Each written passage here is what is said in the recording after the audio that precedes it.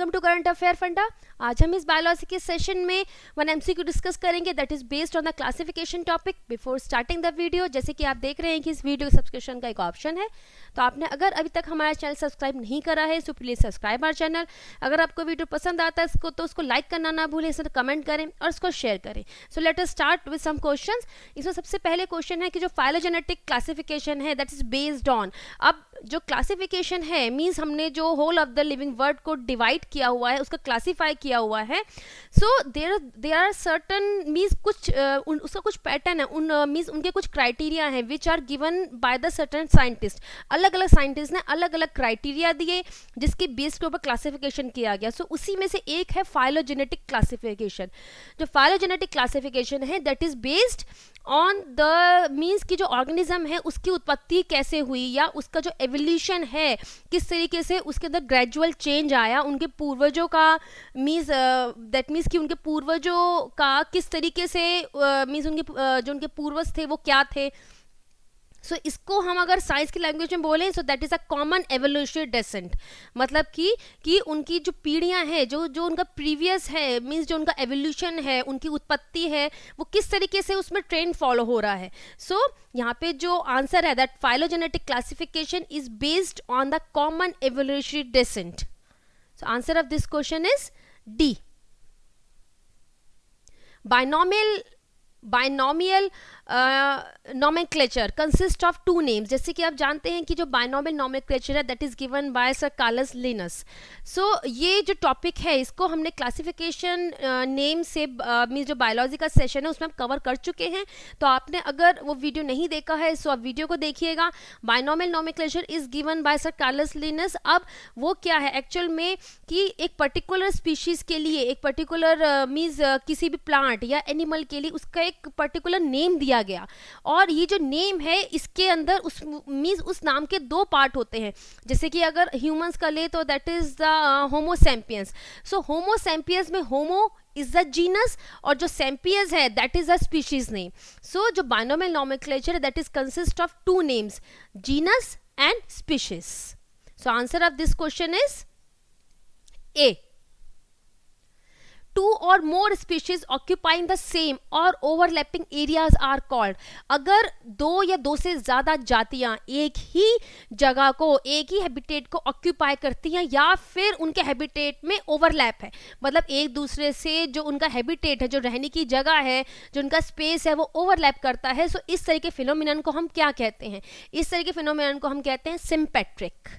There is a special name इस तरीके के केस को जहां पर दो या दो से ज्यादा जातियां सेम हैबिटेट को ऑक्यूपाई करती हैं या उनके जो रहने का स्थान है वो ओवरलैपिंग है, इसको कहते हैं sympatric. So answer of this question is B. The science of ageing is referred to age. Science में और हमारे दैट मीन्स हम अपने साइंस की लैंग्वेज में अगर एजिंग का पूरा उसका दैट मीन्स उसका कंसेप्ट देखना है या उसमें हम किस तरीके से इंप्रूवमेंट कर सकते हैं, इस ब्रांच को साइंस की क्या कहते हैं? इसको कहते हैं oncology. That is D option. The science of ageing is referred as oncology. Phylogenetic system was given by, जो फर्स्ट क्वेश्चन था वो ये था कि फाइलोजेनेटिक सिस्टम मीन्स वो मीन्स उसका जो क्लासिफिकेशन का क्राइटेरिया क्या है। अब ये किसने दिया था? जैसे हमने बताया कि अलग अलग क्लासिफिकेशन के सिस्टम थे जो कि अलग अलग साइंटिस्ट ने दिए, उनका एक सर्टन क्राइटेरिया था, और ये जो फाइलोजेनेटिक सिस्टम है that is given by Engler and Prantl. So answer is A. Phylogenetic system was given by Engler and Prantl. Systema Naturae is written by, Systema Naturae is a book which is written by Sir Carlus Linnaeus, जिन्होंने binomial nomenclature दिया था।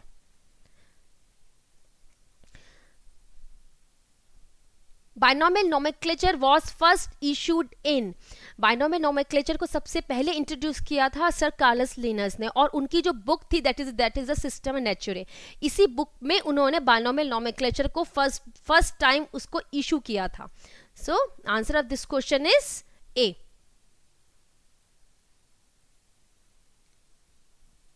Biological concept of species is mainly based on, means जो जातियों को मतलब that means कि जो जातियां हैं, जातियों को अलग अलग करने के लिए जो उसका जैविक कंसेप्ट है, मतलब किस बेसिस पे हम जातियों को अलग कैटेगरी में रखते हैं, जैसे कि ये एक जाति है, ये एक स्पीशीज है, देयर इज अनदर स्पीशीज। सो इसका बायोलॉजिकल कंसेप्ट, इसका जैविक कंसेप्ट क्या है, इसका क्राइटेरिया क्या है main, weather it is morphology and the method of reproduction. Morphology क्या होती है? मॉर्फोलॉजी होती है ऊपरी बनावट, किसी जाति की ऊपरी बनावट क्या है, उसमें जो जीव हैं, मतलब दैट मीन्स जो स्पीशीज है उसके जो मेंबर्स हैं उनकी क्या ऊपरी बनावट है, उनका बाहरी तौर पे देखने पर उनकी रूपरेखा क्या है, इसको कहते हैं morphology. Morphology and method of reproduction, method of reproduction only, morphological features only, reproductive isolation. So इसका जो आंसर है that is a reproductive isolation.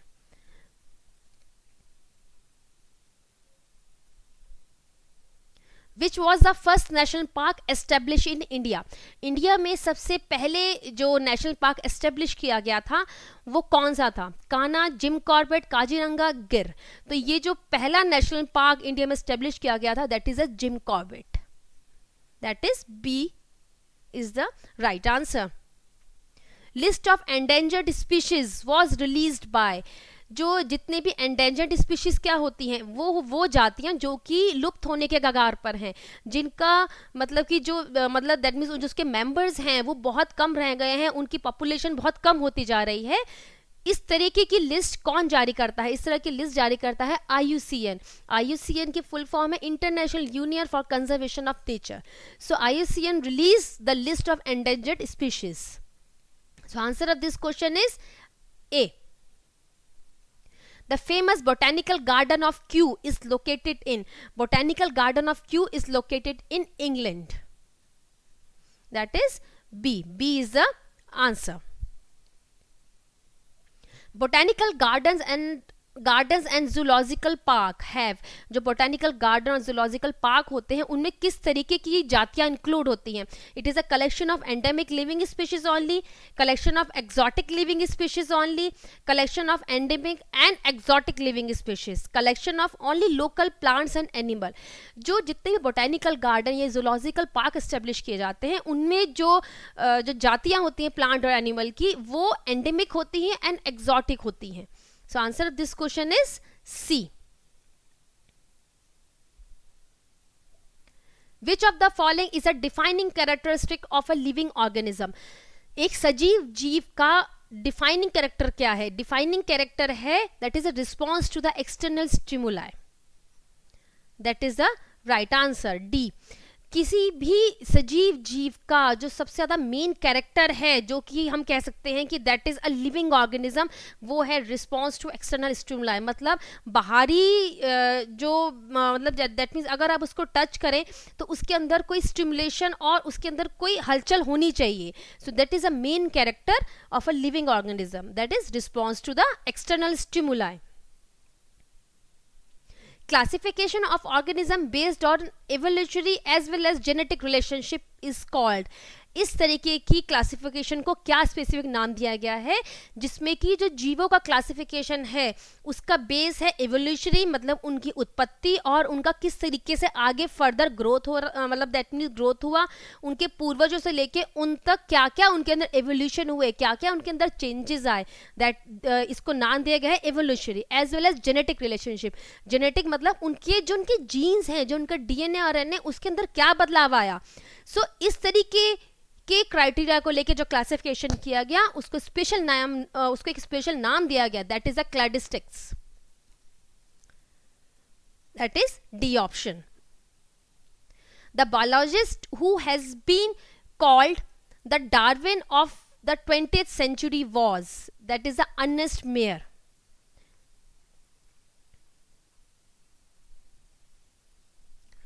Phenetic classification of organism is based on, phenetic classification क्या होता है? Phenetic को आप इसको ऐसे याद रखिए जैसे कि फिनोटाइप। फिनोटाइप क्या होता है? जो कि हमें ऊपरी तौर से ऑब्जर्वेबल होते हैं, जो हमें बाहरी तौर से किसी ऑर्गेनिज्म में दिखाई देते हैं। सो ये जो इस टाइप का क्लासिफिकेशन है that is a phenetic classification.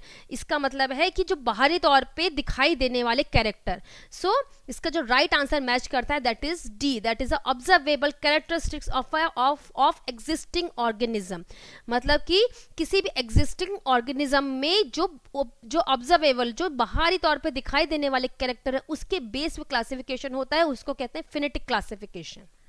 That is D option.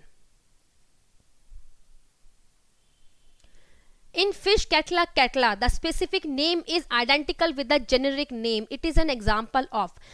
अब ये जो फिश है कैटला कैटला, जिसका यहाँ पे बायनॉमियल नॉमेक्लेचर दिया हुआ है, that is a catla catla. It is a binomial नॉमेक्लेचर. अब यहाँ पे देखिए दो पार्ट है, कैटला एंड कैटला. एक इसमें ये तो उसका जेनरिक नेम है, ये इसका जीनस है और दैट इज स्पीशीज. अब यहाँ पे जो क्वेश्चन में है कि जीनस एंड स्पीशीज दोनों के नेम सेम है. इस तरीके के एग्जाम्पल, ऐसे बहुत सारे एग्जाम्पल मीन्स हमें साइंस में दिखाई देते हैं. सो इस तरीके के केस को हम क्या कहते हैं, जहाँ पर जीनस नेम और जेनेरिक नेम एंड जो स्पीशीज का नेम है वो सेम होता है बायनॉमियल नॉमेनक्लेचर में. इस तरीके के एग्जाम्पल्स को हम कहते हैं टॉटोनम्स. इस तरह के केसेस को कहा जाता है tautonyms. That is B option. Identify from the following example a fungus which is of medicinal use. ये जो मीन्स एग्जाम्पल दिए हुए हैं that is Agaricus, सैक्रोमाइसी, Penicillium, Cercospora. अब इनमें से कौन सा ऐसा फंगस है जिसकी मेडिसिनल इंपॉर्टेंस है, that is a Penicillium. Penicillium is a fungus जिसकी मेडिसिनल इंपॉर्टेंस है और इससे मीन्स इससे जो पेनिसिलिन नाम का एंटीबायोटिक इसी से रिकवर किया जाता है. So answer of this question is C. The cell wall of bacterium is made up of. Bacterium की जो सेल वॉल है ये किस मटेरियल से मिलकर बनी होती है, whether it is cellulose, lignin, hemicellulose and peptidoglycan. Bacterium की जो सेल वॉल है that is made up of the peptidoglycan material. So answer of this question is D. Which one is absent in viruses. Viruses में कौन सी ऐसी चीज है जो absent होती है, whether it is replication, protein synthesis, energy means energy liberation and mutation. Virus क्या होते हैं, virus they are not the living organism. इनको लिविंग ऑर्गेनिज्म में हम काउंट नहीं करते हैं क्योंकि अगर ये बाहर एक्सटर्नल एनवायरनमेंट में है तो ये नॉन लिविंग है. लेकिन जब कभी ये किसी होस्ट सेल के अंदर एंटर कर जाते हैं तो ये एक्टिव हो जाते हैं. Now they become living. तब उनके अंदर मीन्स सारा उनका जो मैकेनिज्म है वो शुरू हो जाता है. सो वायरस को मीन्स जो वायरसेस को हम लिविंग ऑर्गेनिज्म में काउंट नहीं करते हैं. अब जो हमसे क्वेश्चन पूछा जा रहा है वो ये कौन सी चीज इसके अंदर एब्सेंट होती है, replication, protein synthesis, energy liberation and mutation. Viruses में एनर्जी लिबरेशन एब्सेंट होता है. That is the correct answer. Red tide is caused by. What is red tide? Red tide क्या होता है कि समुद्र में मीन्स जो उसके एक्वाटिक माइक्रो ऑर्गेनिज्म होते हैं. एक्वाटिक क्या होता है? एक्वाटिक होता है पानी में रहने वाले छोटे छोटे जीवों की जब पॉपुलेशन बहुत बढ़ जाती है, so that causes the red tide. इसका स्पेशल नेम दिया गया, रेड मीन्स इसका जो नाम दिया गया है वो रेड टाइड, क्योंकि जो पानी की अपीयरेंस है वो समथिंग रेड और ब्राउन दिखाई देने लगती है. सो इस केस को, इस तरीके के एल्गल ब्लूम को हम कहते हैं रेड टाइड. ना इट इज कॉज्ड बाय, अब इसका यहाँ पे 4 ऑप्शंस है, इसमें से कौन सा ठीक है? नॉक्टिलिका, जिम्नोडियम, गोनियोलैक्स. अब ये जो तीनों की तीनों है, these are the dinoflagellates. Dinoflagellate is one of the major reason of the red tide. Red tide का जो मेजर रीजन है वो डायनोफ्लैगेलेट ही है, डायनोफ्लैगेलेट. और ये जो तीनों एग्जाम्पल हैं that is the noctiluca and the gymnodinium and the gonyaulax, ये तीनों के तीनों डायनोफ्लैगेलेट है. सो इसका जो करेक्ट आंसर है that is all of these और D option. A phylum common to unicellular animal and plant is. अब ये जो 4 फाइलम है that is monera, plantae, fungi and protista. इसमें से कौन सी ऐसी फाइलम है जो कि यूनिसेलुलर क्या होते हैं, जिनके अंदर सिर्फ एक सेल होती है, सिर्फ एक सेल ही सारा मैकेनिज्म करती है, मतलब पूरे जो काम है सारे काम सेल के वो सिर्फ एक ही सेल के अंदर होते हैं, उसको हम कहते हैं यूनिसेलुलर. अब इसमें से कौन सी फाइलम है जो कि यूनिसेलुलर एनिमल एंड प्लांट दोनों में कॉमन है? That is a protista. That is a phylum जो कि यूनिसेलुलर एनिमल एंड प्लांट्स में कॉमन फाइलम है. So answer is D. Organism living in salty areas are called, जो सॉल्टी एरियाज में रहने वाले जो ऑर्गेनिज्म हैं उनको स्पेशल नेम दिया गया है, उनका क्या नाम है? उनका नाम है heliophytes. We call it as a halophiles. इनको हेलोफाइल्स कहा जाता है, नॉट द हेलियोफाइट्स। इनका जो सॉल्टी एरिया और मीन्स कुछ ऐसे एनवायरमेंट में रहने वाले जीव हैं जिनके अंदर सॉल्ट की कंसंट्रेशन ज़्यादा होती है, इस तरीके के ऑर्गेनिज्म को हम कहते हैं halophiles. So answer of this question is B. Mycobient and phycobient are found in. Mycobient and phycobient, they are found in lichens. Now what are the lichens? Lichens, they are the symbiotic association of fungus and alga.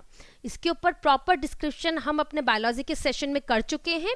So lichen क्या है? Lichen है symbiotic. क्या होता है? जिसमें means जो fungus और alga वो दोनों पार्ट एक दूसरे को सहयोग करके काम चलाते हैं, इस तरीके के कॉम्बिनेशन को नाम दिया गया, दैट इज अ लाइकेन।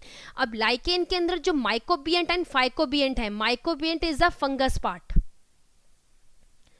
और phycobiont is the algal part. Fungus means mycobient and phycobient, they are found in lichens. That is a C option.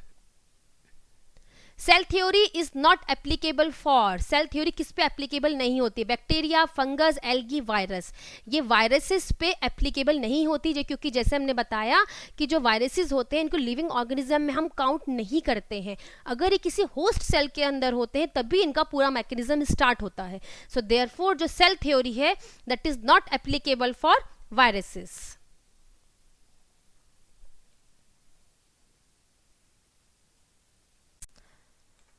With this note we end our session. So इस topic से related video आपको playlist पे मिल जाएंगे। अगर आपने अभी तक हमारा चैनल सब्सक्राइब नहीं किया है तो please subscribe our channel.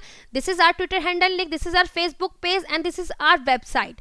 So with this note, thanks for listening me. Have a nice day.